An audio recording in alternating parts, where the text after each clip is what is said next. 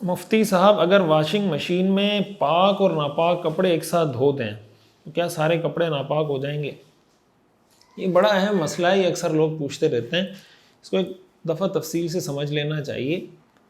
دیکھیں، اگر آپ کے پاس پاک اور ناپاک کپڑے دونوں طرح کے ہیں نا، تو اس کا بہتر طریقہ تو یہ ہے، ایک طریقہ یہ ہے کہ آپ پہلے پاک کپڑے دھو لیں سارے، اس کے بعد ناپاک کپڑے دھوئیں، تو مسئلہ ہی نہیں ہوگا۔ دوسرا طریقہ یہ ہے کہ آپ ناپاک کپڑوں کو جہاں کہیں ناپاکی لگی ہوئی ہے وہ ناپاکی دھو لیں، جہاں ناپاکی لگی ہوئی ہے وہ ناپاکی دھو لیں، اور اس کے بعد اس کو پاک کپڑوں کے ساتھ دھو لیں، تو وہ کپڑے بھی پاک ہیں، یہ بھی پاک ہیں، تو کوئی ٹینشن کی بات نہیں ہے۔ اور یہ ذمہ داری لڑکوں اور لڑکیوں دونوں پر عائد ہوتی ہے۔ ہمارے ہاں مثال کے طور پر کوئی بالغ لڑکا ہے یا جناب کوئی شادی شدہ مرد ہے، شوہر ہیں، یہ بیوی ہے، اگر آپ جب کپڑے چینج کر رہے ہوتے ہیں، چاہے وہ لڑکا ہے، چاہے وہ لڑکی ہے، چاہے وہ شوہر ہے، چاہے وہ بیوی ہے، جب آپ کپڑے چینج کر رہے ہیں اور آپ کو پتہ ہے کہ میرے کپڑے پر فلاں جگہ نجاست لگی ہوئی ہے، تو اصولی اس تقاضا یہ ہے کہ وہ کپڑے اتارتے وقت آپ صرف وہ جگہ اس کی ضرور دھو لیں جہاں نجاست لگی ہوئی،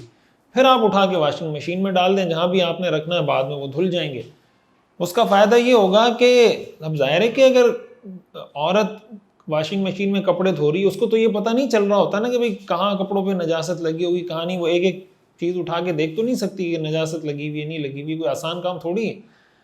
تو اگر یہ ماحول بنا لیا جائے، بچوں کی یہ تربیت کی جائے، یہ بات جب میں کر رہا ہوں یہ چیز آپ اپنے بچوں کو سنائیں، اپنی بچیوں کو سنائیں، ان کو بتائیں کہ بھائی کپڑے تبدیل کرنے کے بھی کچھ آداب ہیں۔ اگر آپ کے کپڑے پہ کہیں نجاست لگی ہوئی ہے، گندگی لگی ہوئی ہے، جب آپ کپڑے چینج کر رہے ہیں اس جگہ کو دھو لیں، دھو کے پھر آپ لٹکا دیں، پھر آپ نے جہاں بھی رکھنے رکھ لیں، وہ دھل جائیں گے۔ تو ایک طریقہ یہ ہے کہ آپ اس طریقے سے الگ الگ کر لیں اور پھر بعد میں آپ ایک ساتھ دھو لیں، تب بھی کوئی مسئلہ نہیں ہے۔ اچھا، اس کا ایک تیسرا طریقہ بھی ہے کہ پاک اور ناپاک کپڑے سب آپ اگر ایک ساتھ دھونا چاہتے ہیں تو پھر آپ نے اگر دونوں کو مکس کر کے دھویا ہے تو کھنگالتے وقت تمام کپڑوں کو 3 بار پانی میں ڈال کر نچوڑ لیں، پانی میں ڈال کر اس کو نچوڑ لیں 3 بار، یا پھر یہ کریں کہ تمام کپڑوں کو واشنگ مشین میں اچھی طرح دھو لیا جائے، دھو لیں، اور پھر جو اسپنر مشین ہے، یعنی جس حصے میں گھما کر اس کو نچوڑا جاتا ہے، اس میں کپڑے ڈالیں اور اسپنر کے اوپر پانی آنے لگ جائے اور نیچے سے پانی نکلنے لگ جائے، جس کو ہم مائع جاری کہتے ہیں۔ یعنی آٹومیٹک مشین میں عموماً یہ سسٹم اس لیے وہ نہیں کرتا کہ وہ سارے کام خود کر رہا ہوتا، تو آپ اس کا آٹو کا آپشن بند کر کے اوپر سے پائپ کھولیں یا پانی کھولیں اور نیچے سے جو پانی نکلنے کا راستہ ہے اس کو بھی کھول دیں۔ تو ایک دفعہ واشنگ مشین میں پاک اور ناپاک کپڑے آپ نے ایک ساتھ ڈال کے دھو دیے، تو دھونے کے بعد اب آپ اس کا آٹو کا آپشن بند کر کے اوپر سے پانی کھولیں اور نیچے سے اس کو جاری کر دیں، اور کپڑوں کو اچھے طریقے سے ایک دفعہ دھو کے اس کے بعد نچوڑ لیں، تو وہ جاری پانی ہو جائے گا، اس سے بھی آپ کے کپڑے پاک ہو جائیں گے۔ لیکن اگر کوئی آدمی اور ایک صورت یہ بھی ہو سکتی ہے کہ آپ نے اگر ناپاک کپڑے اور پاک کپڑے مکس کر کے دھو لیے ہیں تو پھر واشنگ مشین سے نکالنے کے بعد اس کو نل کے نیچے اچھی طرح دھو کے نچوڑ لیں، نل کے نیچے رکھ کے اچھی طرح نچوڑ کے الگ الگ نچوڑ کے رکھتے جائیں، تب بھی وہ پاک ہو جائیں گے۔ لیکن اگر یہ نہیں کرتے اور صرف واشنگ مشین میں دونوں کپڑے آپ نے مکس کر کے ڈال دیے اور اٹھا کے نچوڑ دیے، تو جو پاک کپڑے ہیں وہ بھی ناپاک ہو جائیں گے۔ تو کپڑے دھوتے وقت ان چیزوں کا خیال رکھنا چاہیے۔ مفتی صاحب، میں گاڑی قسطوں پر خرید سکتا ہوں، نقد قیمت 20 لاکھ روپے ہے، قسطوں پر زیادہ مانگ رہے ہیں۔ بالکل قسطوں پر گاڑی خرید سکتے ہیں، یہ سوال بار بار لوگ پوچھتے ہیں اور کئی دفعہ ہم نے اس کا جواب دیا ہے۔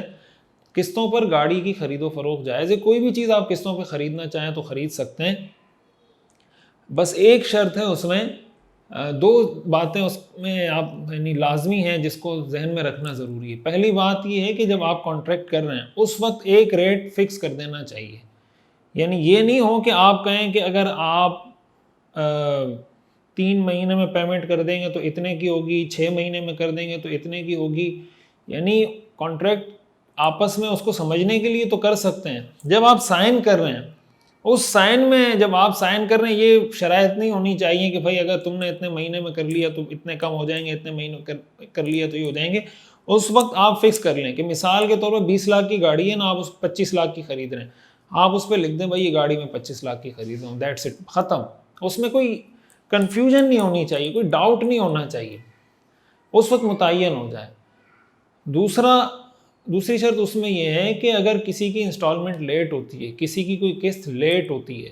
اس پہ جرمانہ نہیں لگایا جا سکتا۔ آپ یہ نہیں کہہ سکتے کہ اگر آپ نے ایک قسط شارٹ کی تو آپ مثلاً 2,000 روپے یا 10,000 روپے جرمانہ آپ کو دینا پڑے گا۔ ہاں، اس کو پابند کرنے کے لیے، باؤنڈ کرنے کے لیے آپ اس پہ یہ شرط لگا سکتے ہیں کہ بھائی اگر تم نے ایک قسط شارٹ کی تو باقی ساری قسطیں تم نے یکمشت تم پہ لازم ہو جائیں گی۔ یعنی مثال کے طور پر 10 قسطیں ادا کر دیں، 10 رہتی ہیں، اور 11ویں قسط تم نے شارٹ کر دی تو باقی جو 10 قسطیں ساری کی ساری ایک ساتھ دینی پڑیں گی۔ اس طرح کی کوئی پابندی اس پہ لگا سکتے ہیں کہ وہ باؤنڈ ہو جائے، پابند ہو جائے، وہ آپ کی قسط لیٹ نہ کرے، لیکن جرمانہ، مالی جرمانہ اس پہ نہیں لگایا جا سکتا۔ مفتی صاحب، ہمارے یہاں عوام الناس حفاظ کرام سے گھروں کے اندر سورہ بقرہ 40 دن تک پڑھاتے ہیں، اور بہت سارے حفاظ کرام سورہ بقرہ پڑھنے کا پیسے لیتے ہیں، پہلے ہی پیسے فکس کرواتے ہیں 3 یا 4,000 یا 5,000 روپے لوں گا۔ کیا اس طرح سورہ بقرہ پڑھانے کا پیسہ لینا جائز ہے؟ عباد الرحمن، انڈیا، بہار، سہرسہ سے۔ یہ جائز نہیں ہے اس طریقے سے پیسے لینا، اور سورہ بقرہ اگر آپ نے پڑھنی ہے خود پڑھیں، آپ دوسروں سے نہ پڑھوائیں، قرآن آپ خود پڑھیں۔ حفاظ کو بلا کے آپ قرآن پڑھوائیں گے تو قرآن آپ کے لیے نہیں ہے کیا؟ آپ کو اگر نہیں آتا قرآن سیکھیں۔ باقی حافظوں کے لیے اس طریقے سے اجرت لے کے قرآن کریم لوگوں کے گھروں میں جا کے پڑھنا، پتہ نہیں کہاں کیا کیا حرکتیں کر رہے ہوتے ہیں، کوئی قبر پہ جا کے سورہ یاسین پڑھ رہا ہے، کوئی دکان میں جا کے تلاوت کر رہا ہے، کوئی گھروں میں جا کے سورہ بقرہ پڑھ رہا ہے۔ یہ سارے ناجائز کام ہیں، اس کی اجرت لینا جائز نہیں ہے۔